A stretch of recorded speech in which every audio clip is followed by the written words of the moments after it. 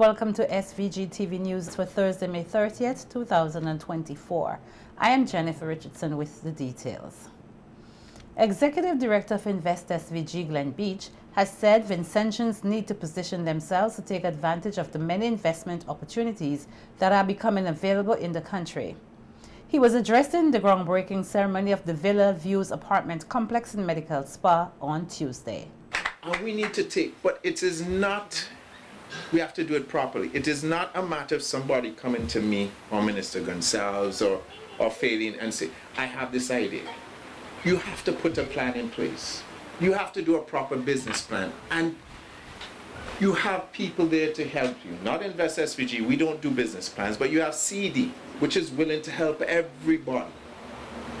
And look at the financing and see where you can go from there. And so it's a big part of us moving forward. But Arusha is lucky in terms of, when I speak to investors, one of the things I always make clear, whoever comes into St. Vincent and the Grenadines first and gets their foot in the door first, they are the ones that are going to benefit fully. Because let's face it, we're not a big country. I call us a 2x4 country. So whoever gets in here, the Marriott's, Holiday Inn, Sandals is doing exceptional. So whoever gets in here, and it's up to Vincentians to take advantage of this. This is a celebration of a project that is being done by Vincentians, and congratulations Arusha and the Campbell family. It is an exceptional project that Invest SVG will look to assist in any way that we possibly can. Noting that things have to be taken further, Beach said one of the issues they have to look into is that of the labor force as it relates to how workers and contractors approach their jobs. When these things happen, it's not a bad stain on the individual. It's a bad stain on St. Vincent and the Grenadines. It does not make us look good. And we are so focused on making that immediate dollar as quickly as we possibly can that we don't look to the future. That if you had done this job properly, he would have recommended you for other jobs.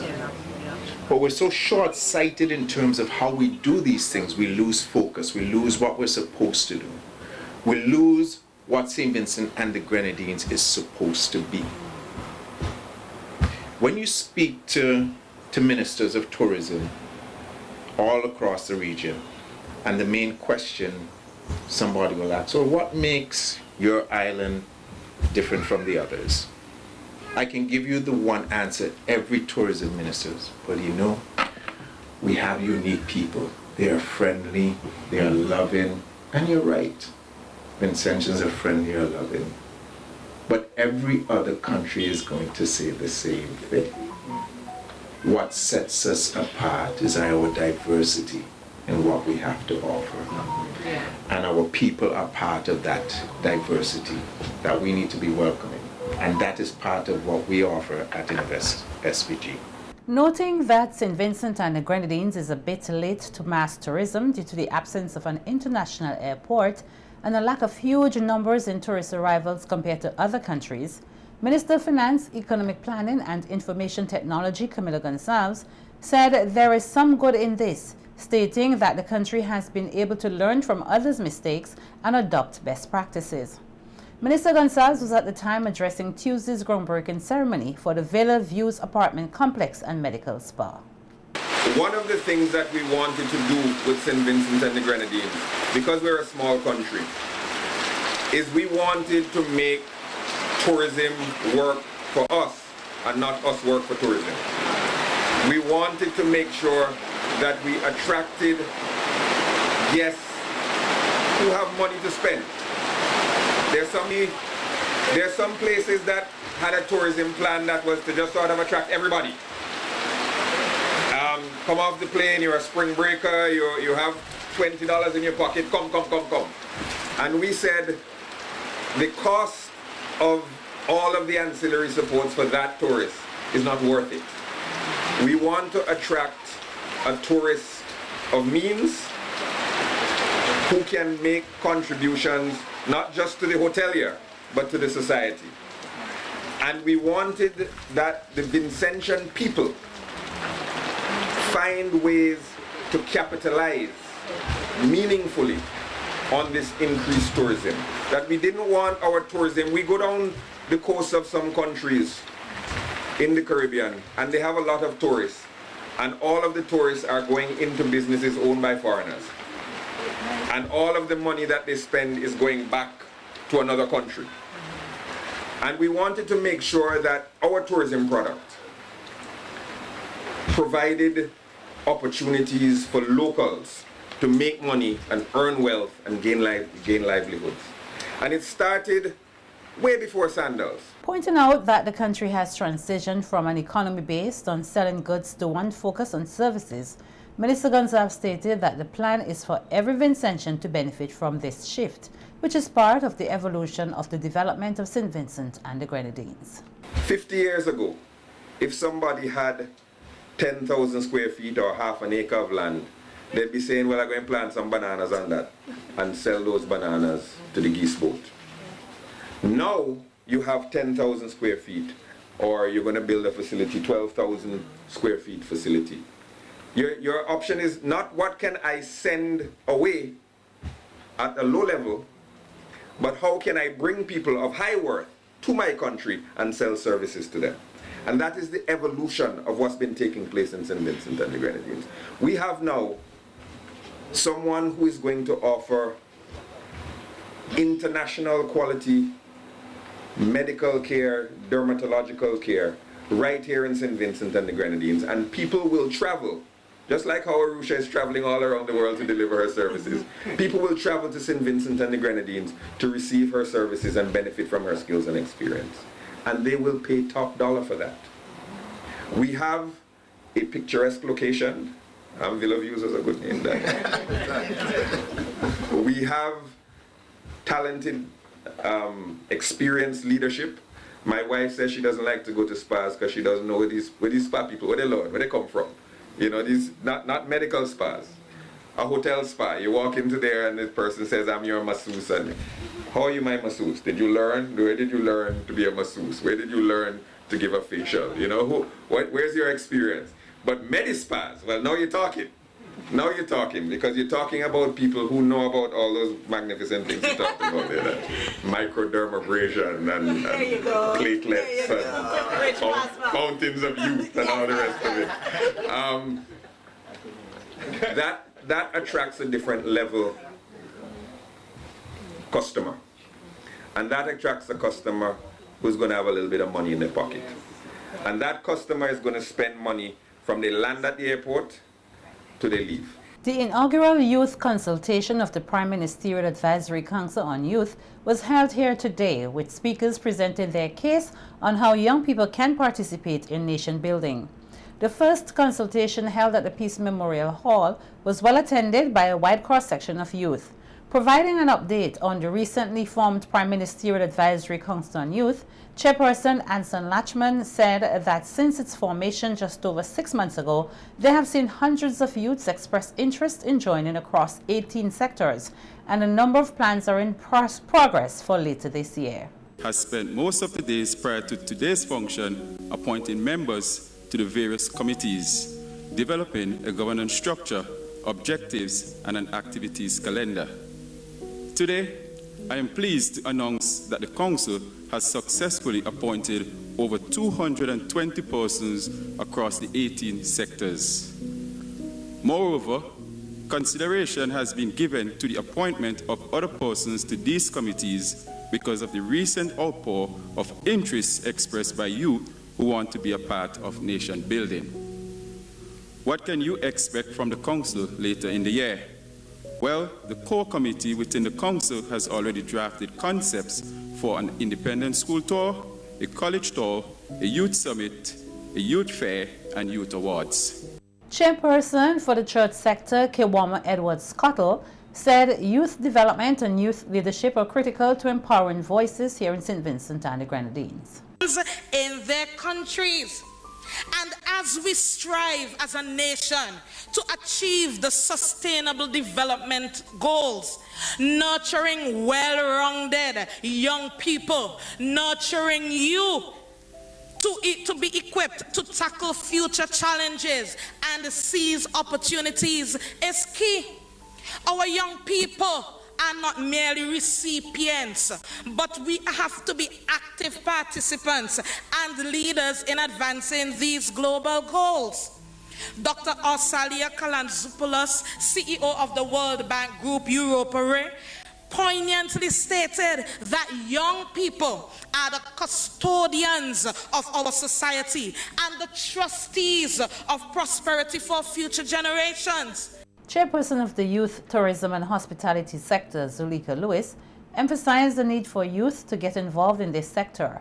She said there are many opportunities available which young people can capitalize on. The importance of youth involvement in the tourism and hospitality industry cannot be overstated. As the future workforce and consumers of the industry, young people are ideally placed to respond to changing trends and agility and innovation. It would be remiss of me to stand here and talk about tourism in St. Vincent and the Grenadines and not talk about our own challenges and developments within the industry. Statistics from the Ministry of Tourism reveal that the accommodation sector is expanding to address the issue of low room stock. The Youth Council presenters fielded questions from the audience wanting to know how they can benefit from opportunities and what other opportunities will be put in place. In light of the proposed suspension of 4 technical subjects at CSEC and CAPE level by the Caribbean Examinations Council, CXC, in September 2025, citing decreased student enrollment, SVG's Minister of Education, Curtis King, said education needs to be fashioned to be more responsive and relevant to current situations. The subject areas which have been considered for suspension are agricultural science double award, mechanical engineering technology, green engineering, and electrical and electronic engineering. Speaking on the matter on NBC Radio's Face-to-Face program yesterday, Minister King expressed his disappointment with the move by CXC, which has sparked widespread concern among education professionals and community members across the region. The decision by CXC, it makes no sense for us as individual countries to be stating our dislike and so on and so on, and basically comment on the relevance of their decision to our development. A more productive approach will be for us to sit down and analyze these decisions and make the necessary recommendations, or if it means give the necessary directives to ensure that what comes out is something that is, and put it this way, advantageous to the region. Minister King said ministers of education across the region will engage in a productive approach during a scheduled meeting to address the concerns, which is slated for June 4th, 2024. To look at the issue. And let me say that I mentioned countries like Bahamas and Suriname who are not taking the CXC examination. They have all, but they're part of CARICOM, and they have also extended support for the suggestion and have indicated that they will attend such a meeting. I believe we should have that meeting virtually, because I mean, at short notice, you're not going to be able to organize a face-to-face meeting where you can have all the ministers traveling at the same time. So I look forward to that meeting, because I know there will be fruitful discussion. I have to extend my appreciation to the various ministers of education throughout the region who like me, have seen the need for us to look at this issue again. Speaking on issues relating to the release of preliminary exam results, Minister King said there are numerous instances of inconclusive results. Despite this, he said, it is crucial to remember that changes made subsequently are not of the same nature as those substantially released prior. We know sometimes we have CXC making preliminary releases, but there are so many, let me call them errors. Well, I shouldn't say errors. So many inconclusive results that you can't make a release, because you might find that you say X study, and then new information force you to reverse what you say. Why tomorrow? So despite the fact that you make preliminary releases, it is important that the changes that you make subsequently are not of the volume, the nature, that it basically changes substantially what you release earlier. Right. Because then you're going to find that people are going to lose trust in your releases and ultimately in your organization. But CXC is too important an institution for us to just cause and say, no, we don't agree with CXC with this, that. Those of us who are charged with the responsibility must find a productive way of dealing with these issues. Ivan O'Neill was an outstanding Vincentian who represented this nation proudly.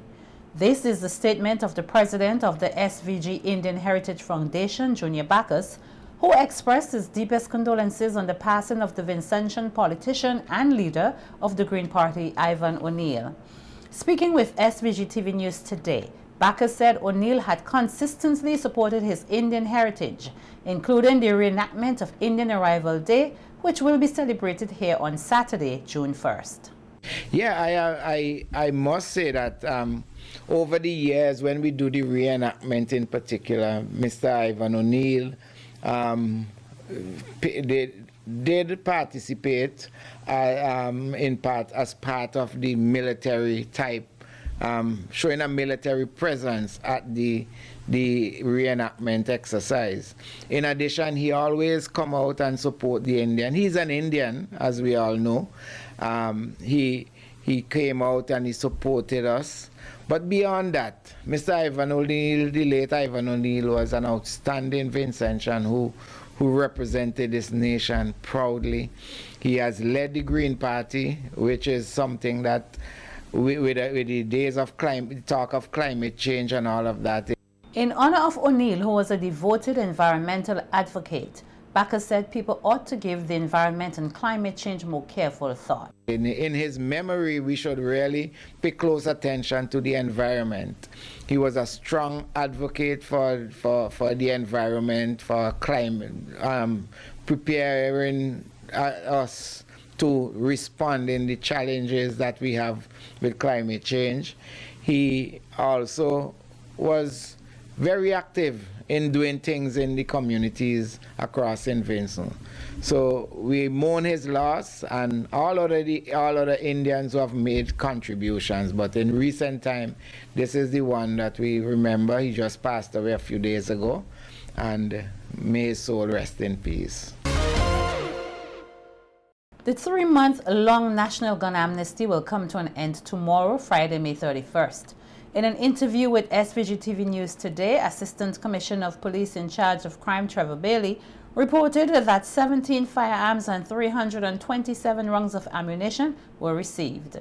The majority of the illegal guns received were pistols, with many handed over directly to the police. 522, 5.22 pistols, 2.25 pistols, 3 double-barrel shotgun. There were 3 9mm pistols, 2 .38 revolver, 1 .380 pistol. Those are the weapons that were surrendered. In total, 17 weapons and 327 rounds of ammunition have been surrendered thus far in the army. The vast majority were collected by the police. A few justices of the peace did collect and handed those to the police as well. But the majority were collected by the police. ACP Bailey said there will be no extension of the gun amnesty period.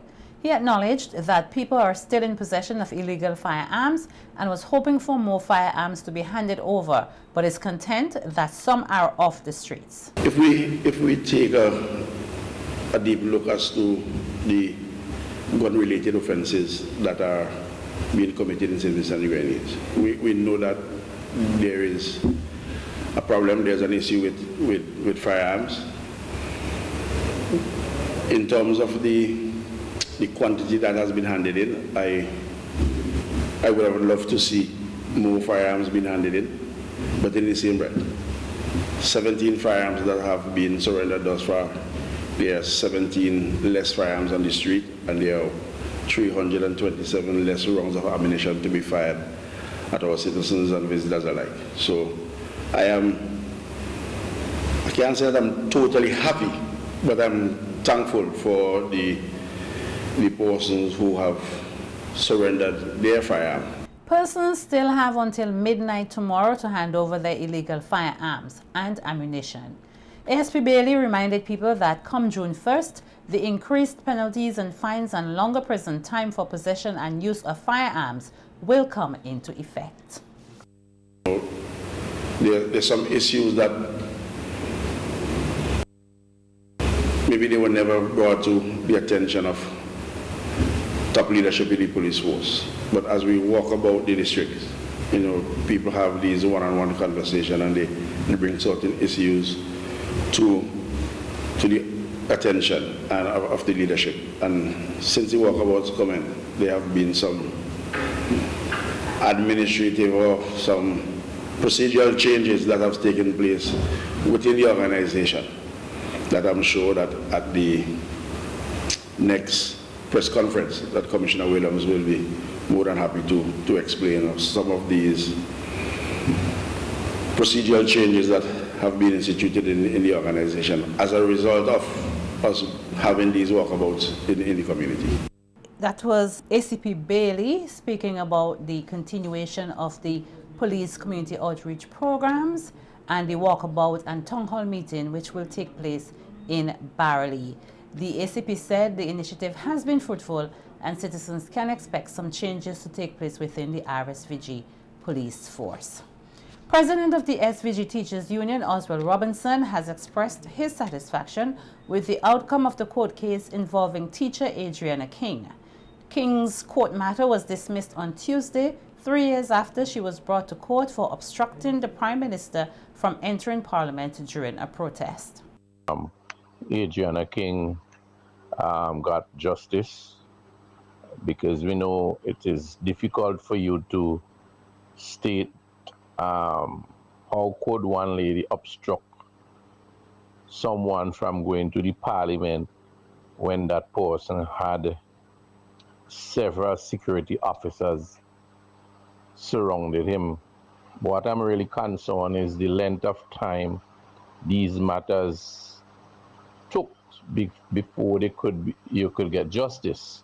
That's the issue, because Adriana would have been affected economically, psychologically, and in many areas. And just because a person stood up for human rights, fundamental rights and freedom of expression, the right to picket, the right to protest. Robinson praised the teacher for her unwavering spirit, which saw her through difficult times since her salary was cut in half for the duration of the court matter. As you know, she also has a child, whose education is being affected also.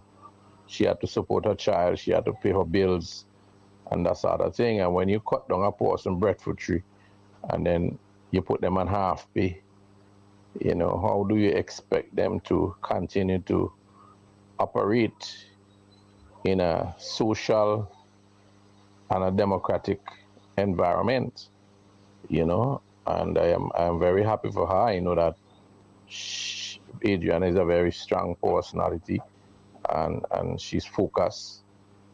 And many people may not like the stand that she takes, but that is who she is. And we need to have more persons like her standing up and fighting for justice.